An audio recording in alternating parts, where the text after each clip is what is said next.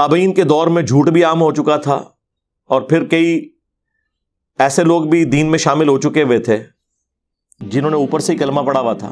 ہم تو پہلے سے ہی کہہ رہے ہیں کہ خون ہو یا شراب ہو، اس کا پینا حرام ہے۔ یہ کپڑوں کو لگ جائے کپڑے ناپاک نہیں ہوتے، اور جو بہتا ہوا لہو ہے وہ پینا حرام ہے، ویسے خون پاک ہے، چاہے جانور کا ہو چاہے انسان کا ہو، جو حلال جانور ہے۔ اور ادھر حنفیوں نے جو یہ غلط مسئلہ گھڑا خون نکلنے والا، یہ کس حدیث کے اندر، کس آیت کے اندر آیا ہے کہ خون نکلنے سے وضو ٹوٹ جاتا ہے؟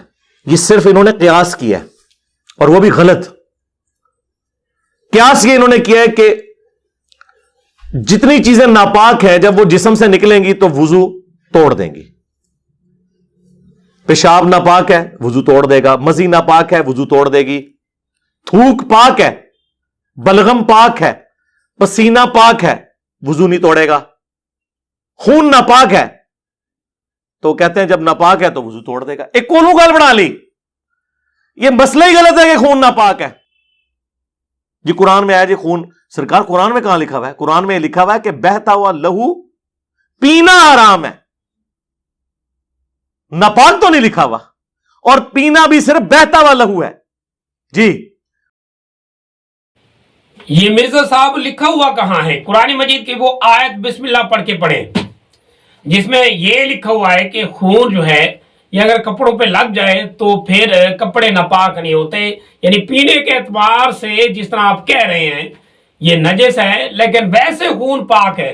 یہ کون سی آیت ہے قرآن مجید میں؟ بسم اللہ پڑھ کے پڑھیں، اور اگر کوئی حدیث ہے آپ کے پاس تو وہ حدیث پڑھ کے سنا دیں ہمیں، ہم آپ کا انتظار کر رہے ہیں یہ آپ حدیث کب ہمیں سناتے ہیں۔ اور ویسے آپ نے نعرہ لگایا ہے علم کتابی کا، تو یہاں آپ کا علم کدھر گیا ہے؟ اپنی طرف سے مسائل خود ساختہ بنا کے آپ جڑے جا رہے ہیں۔ قرآن مجید میں تو صراحتاً آیا ہے، وہ آیت تو اس نے دیکھی نہیں کہ وہ سورۃ انعام کے اندر ایک تو 145 نمبر جو آیت ہے، قُلْ لَا أَجِدُ فِي مَا أُوحِيَ إِلَيَّ مُحَرَّمًا عَلَىٰ طَاعِمٍ يَطْعَمُهُ إِلَّا أَن يَكُونَ مَيْتَةً أَوْ دَمًا مَّسْفُوحًا أَوْ لَحْمَ خِنزِيرٍ فَإِنَّهُ رِجْسٌ۔ حضرت رجس کس کو کہتی ہے؟ تو پھر وہی کہے گا کہ یہ پینے کے اعتبار سے، مجھے دکھائیں وہ آیت قرآن مجید کی جس میں یہ قرآن مجید میں صراحتاً کہا گیا ہو کہ یہ پینے کے اعتبار سے تو رجس ہے لیکن ویسے رجس نہیں ہے، ویسے یہ پاک ہے۔ دکھائیں وہ بسم اللہ پڑھ کے۔ اور اگر کوئی حدیث میں صراحت آئی ہے کہ حضور صلی اللہ علیہ وسلم نے یا کسی صحابی نے یا کسی تابعی نے کوئی قول کسی کا ہو جس میں یہ فرق کیا گیا ہو کہ یہ خون جو ہے پینے کے اعتبار سے تو نجس ہے لیکن ویسے نجس نہیں ہے، وہ لے دے کے وہ حدیث لے کر آئیں گے۔ ایک صحابی کو نبی علیہ السلام نے پہرے پہ لگایا، رات کے وقت کافروں نے حملہ کر دیا، انہیں تیر لگے، ان کا خون بہتا رہا اور وہ اسی حالت میں نماز مکمل کرتے رہے۔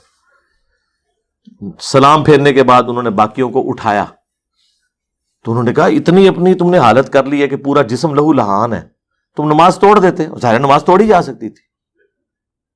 تو انہوں نے کہا نہیں، میری غیرت نے گوارا نہیں کیا کہ میں نے ایک سورت شروع کی ہوئی تھی کہ اسے مکمل کیے بغیر میں نماز یوں اس طریقے سے مختصر کر دوں۔ حضرت وہ تو مسئلہ آئمہ نے فقہا نے پہلے بیان کیا ہوا ہے، آپ کا کون سا کمال ہے؟ وہ تو مجبوری کی حالت میں جب اس جیسی حالت بن جائے، خون بہ رہا ہو تو بہتے ہوئے خون میں بھی نماز پڑھی جائے گی، نماز تو نہیں چھوڑا جائے گا۔ یہ تو مسئلہ خود فقہ حنفی کے اندر بھی موجود ہے، جس کا وضو نہ برقرار رہتا ہو۔ اسی طریقے سے مستحاضہ کا مسئلہ، وہ تو فقہا نے اس مسئلے کو صراحتاً بیان کیا ہے۔ اور اسی طریقے سے جنگی حالات میں جب کہ مسلسل خون بہ رہا ہو، زخم ہو، زخمی حالت میں اگر نماز پڑھنی جائے تو زخمیوں کے اور اسی طریقے سے میدان جنگ کے تو حالات اور ہیں۔ اسی طریقے سے شہید کے احکامات آپ دیکھ لیں تو پھر شہید کے احکامات اور عام بندے کے احکامات بھی اور ہیں۔ حضرت کچھ ہوش کا سانس لیں۔ اور پھر کہتا ہے کہ یہ چیز اگر اس کو بالفرض، یعنی ویسے نعرہ لگاتے ہیں علم کتابی کا اور پھر اپنی طرف سے کہہ رہتے ہیں بالفرض ہم اس کو کیا نجس مان بھی لیں، پھر تو صحابہ کے لیے مسئلہ بن جائے گا۔ وہ چونکہ بنیاد ہی غلط ہے کہ وہ ناپاک ہے، یہ غلط ہے، ورنہ تو صحابہ کرام کے لیے مصیبت کھڑی ہوتی، جو بیچارے ہر وقت زخموں میں ہی رہتے تھے، جہادوں میں ہی رہتے تھے، ان کی تو مصیبت کھڑی ہوتی۔ تو یہ اللہ کو آپ مشورہ دے کہ اللہ یہ کیسا آپ حکم لگا رہے ہیں، یہ تو مسئلہ بن جائے گا صحابہ کے لیے۔ حضرت جنگی حالات اور ہوتے ہیں، عام حالات اور ہوتے ہیں، جب انسان کے اوپر جیسے حالات آتے ہیں شریعت کے احکامات ویسے ہی اس کے اوپر لاگو ہو جاتے ہیں۔ جنگ کے میدان میں اگر کوئی مسلمان یہ لڑ رہا ہے، زخمی ہو رہا ہے، تو اس کے لیے حالات اور ہوں گے اور اس کے احکامات بھی اور ہوں گے جو حدیثوں کے اندر بیان کیے گئے ہیں۔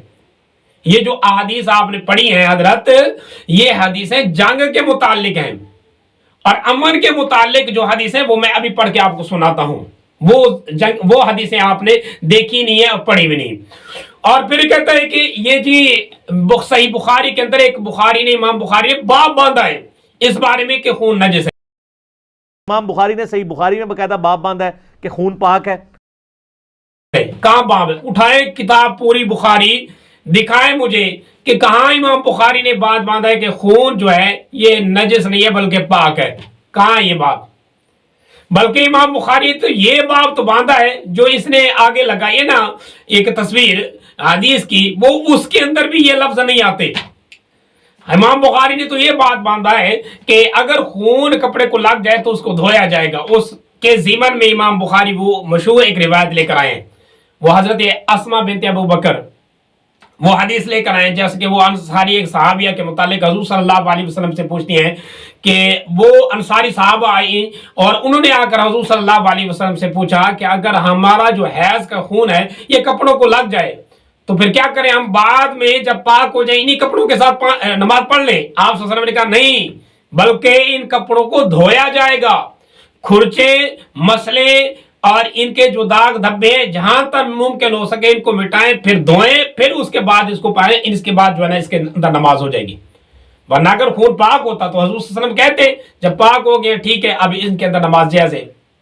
یہ پینے کے متعلق نہیں حضرت، یہ بھی کپڑے کے اوپر لگائے، اس کے متعلق حضور صلی اللہ علیہ وسلم سے سوال کیا گیا۔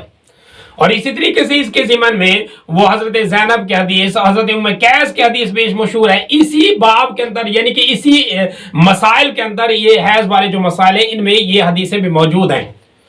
اور پھر اور بھی بہت ساری حدیثیں ہیں جو اس مسئلے کے اوپر صراحتاً بیان کرتی ہیں۔ اور پھر کبھی کہتا ہے کہ یہ جی مسئلہ امام ابو حنیفہ نے خود بنا لیا ہے، کہتے ہیں جب ناپاک ہے تو وضو توڑ دے گا، ایک کولو گال بنا لی، یہ مسئلہ ہی غلط ہے کہ خون ناپاک ہے۔ حضرت امام حنیفہ نے کہاں خود بنایا ہے؟ اپنی طرف سے بنایا ہوا ہے، امام حنیفہ نے خود بنایا ہوا ہے۔ ثابت کرے کہ امام حنیفہ نے خود بنایا ہوا ہے مسئلہ، امام ابو حنیفہ کے پاس کوئی دلیل نہیں تھی۔ آپ فقہ کی کتابیں اٹھا کے دیکھیں، اسی مسئلے پر تخریج میں حدیثیں موجود ہیں لیکن نہیں پڑھی، وہ اٹھائی بھی نہیں، بہتان لگا دیا ایک بڑے امام کے اوپر۔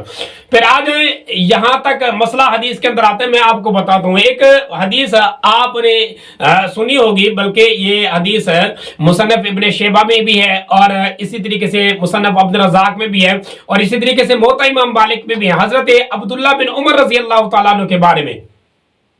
حضرت عبداللہ بن عمر رضی اللہ تعالیٰ عنہ کو حدیث سے ثابت ایسے ہوتا ہے جیسے کہ ان کو نکسیر کا کوئی مرض لائق ہو گیا تھا، نکسیر آتی تھی تو جب وہ نماز کے اندر ہوتے نکسیر آتی تو وہ چلے جاتے اور ناک کو صاف کرتے، پھر وضو کرتے، پھر دوبارہ آتے وہیں پر بنا کرتے نماز کی، اور اگر درمیان میں کلام کر لیتے تو پھر آ کر دوبارہ نئے سرے سے نماز پڑھتے، یہ وضو کر کے آتے۔ حضرت یہ وضو بھی ٹوٹ جاتا ہے، جو امام حنیفہ پہ آپ نے بہتاج لگایا ہے کہ خون نکلنے سے کوئی وضو نہیں ٹوٹتا، یہ وضو بھی ٹوٹ رہا ہے اور ناک بھی دھو رہے ہیں، یعنی کہ یہ خون کے اوپر ناک کے اوپر ہاتھ لگا کر جا رہے ہیں، یہاں وضو بھی ٹوٹ رہا ہے۔ دونوں مسئلے امام حنیفہ کے یہ ثابت ہو رہے ہیں اور یہ حدیث بھی صحیح ہے۔ پھر یہ نماز کے اندر مسئلہ ہو رہا ہے، اگر نماز میں وضو نہ ٹوٹتا، یعنی نکسیر خون نکلنے سے وضو نہ ٹوٹتا یا یہ خون نجس نہ ہوتا تو پھر امام یہ حضرت عبداللہ بن عمر نماز چھوڑ کر کیوں جاتے؟ نماز تو پڑھتے رہتے، جیسے کہ آپ نے صحابی کا وہ واقعہ سنایا ہے کہ وہ تیر لگتے رہے اور پھر بھی وہ نماز پڑھتے رہے۔ اور پھر اس مسئلے کے اوپر بھی بہتان پڑے کہ حضور صلی اللہ علیہ وسلم کے معروف حدیث کی طرف، مرفوع حدیث کی طرف انہوں نے بنا دیا کہ نبی صلی اللہ علیہ وسلم نے کہا ٹھیک ہے سب کچھ۔ اور پھر اسی کے متعلق ایک اور آثار بھی ہے یعنی تابعین کا. حضرت حسن بصری مشہور ایک تابعی ہے, اور حضرت ابن سیرین یہ بھی مشہور تابعی ہیں, اور جلیل القدر تابعہ میں سے ہے. ان سے مسئلہ ایک پوچھا گیا کہ یہ جو بچہ جب پیدا ہوتا ہے اس کا عقیقہ کیا جاتا ہے, جیسے کہ رواج ہوتے تھے کہ جو جانور ذبح کرتے تھے اسی کا خون نکال کر اس کے سر کے اوپر لگاتے تھے.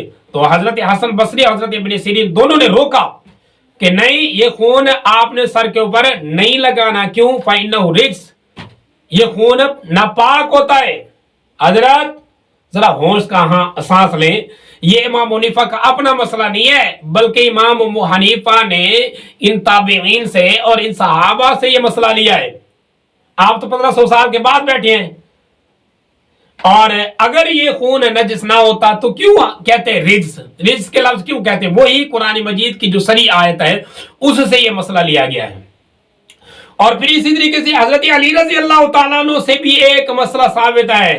حضرت علی رضی اللہ تعالیٰ عنہ خود روایت کرتے ہیں, وہ فرماتے ہیں ان کے متعلق یہ سوال کیا جائے کہ ان سے جب پوچھا گیا کہ اگر کسی کے نکسیر آئے اور یہ خون نکل آئے تو کیا کرے, آپ نے صراحتاً مسئلہ یہی بیان کیا کہ نہیں, وہ کیا کرے, وضو کرے اور اس کو ناک کو دھوئے اور خون کو دھوئے اور اس کے بعد وضو کرے اور پھر جا کر نماز پڑھے, ورنہ نماز نہیں ہوگی. حضرت یہ مسئلہ ان کے متعلق بھی ہے, خود حضرت علی رضی اللہ تعالیٰ عنہ سے بھی یہ ثابت ہے.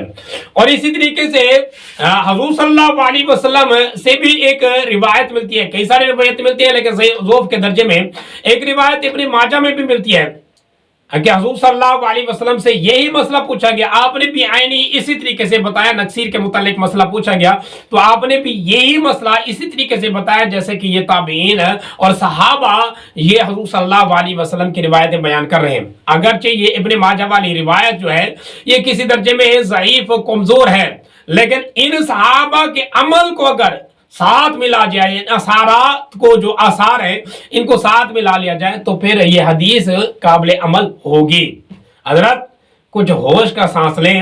اور اسی طریقے سے اگر آپ دیکھیں یہ مسئلہ صحابہ کے اندر اور تابعین کے اندر, تو کئی سارے تابعین ہیں جو اس مسئلے پہ ان کا یہی رائے تھی کہ خون جو ہے یہ بہتا ہوا خون یہ نجس ہے.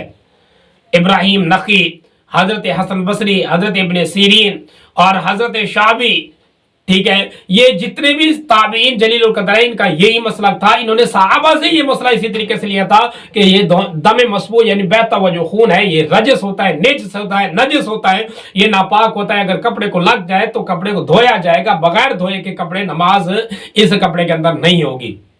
اور پھر یہ کہتا ہے, کبھی یہ کہتا ہے کہ نہیں جی اس مسئلے کے اوپر تو اجماع ہے فقہا کا, سوائے امام حنیفہ کے, باقی جتنے بھی فقہا ہیں وہ اس کو خون کو جو کپڑوں کے اوپر لگ جائے اس کو پاک سمجھتے ہیں. توڑنے کا مسئلہ نکالا, یہ امام حنیفہ کا صرف موقف ہے, باقی تینوں اماموں کا اور حدیث کے سارے اماموں کا یہ موقف ہے کہ خون سے وضو نہیں ٹوٹتا. امام حنیفہ نے چونکہ خون کو ناپاک سمجھ لیا تو اس کی کورالری پھر یہ نکلی کہ انہوں نے کہا کہ جتنی ناپاک چیزیں جسم سے نکلتی ہیں نا وہ وضو توڑ دیتی. کہاں لکھا ہوا ہے؟ حضرت کس فقیہ کس اجماع کی آپ بات کریں, وہ دلیل تو پیش کریں اجماع کی. نہیں, دلیل کوئی نہیں پیش کی, نہ کوئی حدیث نہ کوئی دلیل. میں آپ کو بتاتا ہوں کئی سارے کتابوں کے اندر یہ مسئلہ لکھا ہوا ہے کہ اجماع اس مسئلے پر ہوا ہے کہ یہ جو خون ہے یہ پاک نہیں بلکہ ناپاک و نجس ہے. چاہے خون جانور کا ہو چاہے انسان کا ہو, بہتا ہوا خون جب اس کے جسم سے نکلے گا تو یہ کیا ہوگا, یہ ناپاک ہی ہوگا. جس طرح کہ یہ شرح مسلم کی امام نووی نے جو لکھی ہے شرح, اس کے اندر یہ مسئلہ صراحتاً بیان کیا گیا ہے کہ اجماع ہے اس مسئلے کے اوپر فقہا کا اور اسی طریقے سے صحابہ اور تابعین کا کہ خون جو بہتا ہوا ہے یہ کیا ہوگا, یہ نجس ہوگا. اور اسی طریقے سے ایک عمدۃ القاری کتاب جیسے کہ صحیح بخاری کی جو شرح ہے اس کے اندر بھی یہ مسئلہ بیان کیا گیا ہے ایک حدیث کے ضمن میں کہ اس پر علماء کا اجماع ہے کہ یہ جو بہتا ہوا خون ہے یہ ناپاک ہے. اور اسی طریقے سے شرح العمدہ یہ ایک کتاب ہے عقائد کی، اس کے اندر بھی یہی مسئلہ بیان کیا گیا، فقہ کتاب، کہ یہ جو مسئلہ ہے اس کے اوپر اجماع ہے فقہا کا اور اسی طریقے سے صحابہ اور تابعین کا کہ بہتا ہوا خون جب نکلے گا تو یہ نجس ہوگا، یعنی پینے کے اعتبار سے نہیں، پینے کے اعتبار سے بھی اور لگنے کے اعتبار سے بھی، ہر اعتبار سے یہ نجس ہوگا۔ حضرت اب یہ سوال میرا ہے مرزا علی سے کہ اگر آپ کے پاس کوئی روایت ہے تو آپ روایت پیش کریں جس میں صراحتاً قولاً لکھا گیا ہو کہ یہ بہتا ہوا خون پینے کے اعتبار سے تو نجس ہے ورنہ نجس نہیں۔ کوئی قول پیش کر دیں جس میں صراحتاً بیان کیا گیا ہو، کوئی اثر پیش کر دیں، لیکن کوئی حدیث آپ کے پاس نہیں ملے گی تو اگر نہیں ملے گی تو آپ توبہ استغفار کریں، آپ نے امت کو غلط راستے پر لگایا اور غلط مسئلہ بیان کیا ہے۔